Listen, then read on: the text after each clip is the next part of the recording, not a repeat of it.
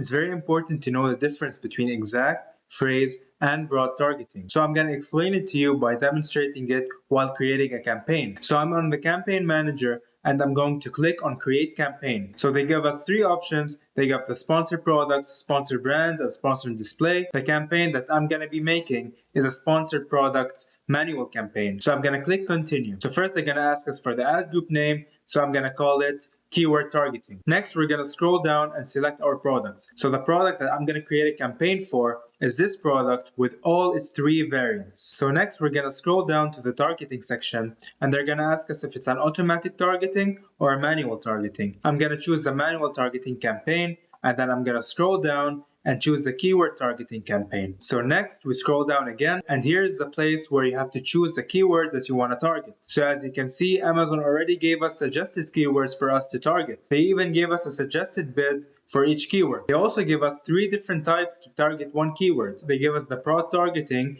the phrase targeting, and the exact targeting. Now already we can see a difference in price, since the suggested bid is different for all three ways. Now what you can do is you can browse through the keywords and see which one you think matches your product. But it's better for you to already have done research and know exactly which keywords you want to target. Now it's important to know which way you want to target these keywords. If it's an exact targeting, a phrase targeting, or a broad targeting. Now let me tell you what the difference is. Let's start with the exact targeting. The exact targeting is the simplest one to understand because you would target this exact keyword that people use to search on Amazon. So let's take one of the suggested bids as an example. So this keyword is fun family game. If we target it exactly, meaning our ad would only show up if the search term was fun family game. It doesn't show up in any other way. Now the second way that you can target this keyword is through phrase targeting. Now the way that I view phrase targeting is by calling it exact phrase targeting. And this is easier for me to understand it. So for example, let's take this keyword as our phrase, which is fun family game. And we have this phrase locked in the structure that it is already put in. So in the search term, you'd have the phrase exactly how it is. But other keywords can be added to it. So for example, if we have a search term that's fun family game, and the word outdoors is next to it, so the entire search term would be fun family games outdoors, our phrase of fun family game is still inside the search term, except that there's another keyword that was added to it, but the structure of the phrase is still the same. Then our ad would be shown on this search term because the phrase did not change. And it doesn't have to be just one keyword. You can add multiple keywords in the search term, but as long as the phrase is still there, then our ad would show on it, like fun family games for 4. Now comparing it to the exact targeting would not add keywords to fun family game. Now the last way you can target this keyword is through broad targeting. If you're using broad targeting, this means that your ad would be shown on this keyword with any order it's placed. So for example, fun board game could be board game fun. So the keywords can change their position. And not only that, it can also add keywords. So it's not just limited to these keywords. So for example, a search term could be board game for fun with family. Now our ad would show in this search term if we're using the broad targeting because the keywords are still inside this search term. So this is the main difference between exact, phrase, and broad targeting. Now firstly, to know exactly which one you want to choose,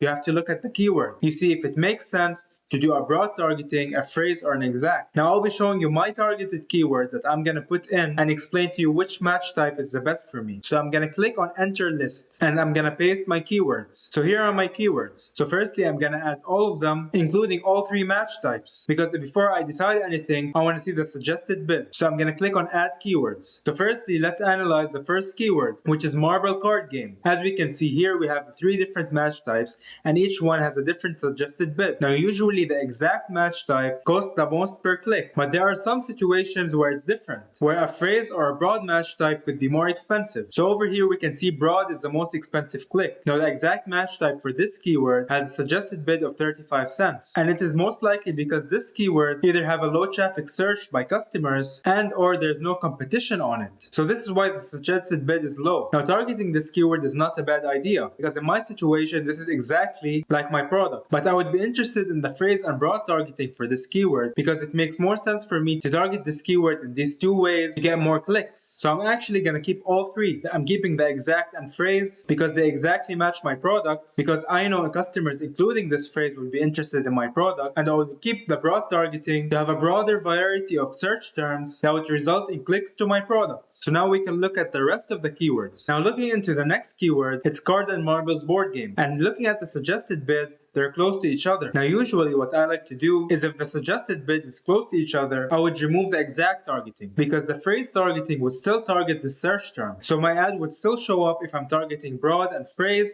to the exact search term. So I'm going to remove the exact targeting for this keyword. Next is cards and marbles game. And this is a similar situation to the one before it, where I'm going to remove the exact match type for this keyword. Now next is marble board game. And this is where I don't like using broad match types because targeting this keyword broadly could have a lot of search results and it can show my ad to irrelevant search terms. So I wouldn't be too convinced to target this keyword using the broad match targeting. I also wouldn't be too convinced with the phrase targeting, but I wouldn't remove it just yet. I would keep it and I would see how it performs. So for now, I'm just going to remove the broad match type. So next is marble board game wooden. The only difference to the previous one is we added the term wooden. I would be interested to keeping all three match types for this keyword. Since the suggested bid is already low, I would like it to be shown exactly, and I would like to have the phrase kept as it is, and I also wouldn't mind the structure being different because we have a search term of 4 keywords and all 4 keywords are similar to my product. So having a broad match type could also make sense. So I'm going to keep it how it is. Finally, the last keyword is wood marble board game, and as the previous one,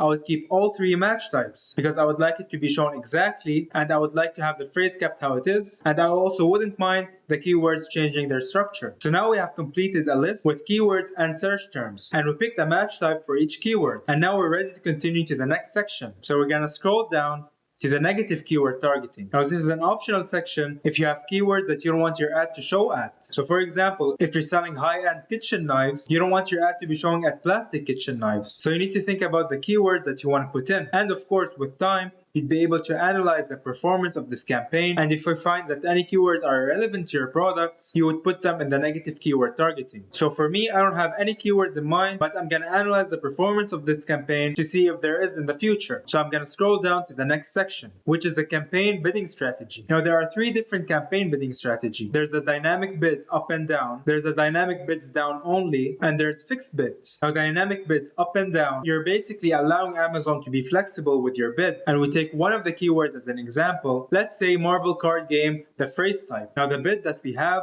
is 54 cents. And if you use the dynamic bid up and down strategy, this means we're allowing Amazon to control this bid. They would increase the bid if they find that a click is more likely to make a sale, and they will lower a bid if they see a click is less likely to make a sale. They can increase your bid up to 100%. So this bid can reach $1.02. This is the maximum that it can be, but Amazon would only do that if they really find that the customer is more likely to make a sale. Now the next bidding strategy is dynamic bids down only, where they wouldn't exceed the bid that you set. So for example, the bid that we set for 54 cents, a click won't spend more than this money, but Amazon could lower the bid where you spend less than the bid that you placed. And this is only when Amazon sees a click is less likely to convert to a sale. And the last bidding strategy is fixed bids, where Amazon takes exactly how much you placed as a bid and doesn't go up and doesn't go down, no matter the customer. So what I would do is I always go with the dynamic bids up and down. So I would like it so Amazon would show my ad to customers that have high conversion rates, even if I spend a little more money. And I would also like them to lower the ad if they know a customer is less likely to convert to a sale. And Amazon recommend this type of bidding strategy. Now, of course, Amazon would like you to spend more money, but they'll only do that if they find that a customer is more likely to give you a sale. But if you're strict with your budget, you can go with the dynamic bids down only. So I'm going to keep it as dynamic bids up and down. And I'm going to scroll down to the bidding placements. So there are 3 bidding placements for our campaign. It can be in the top of the search result, or it can be the rest of the search term,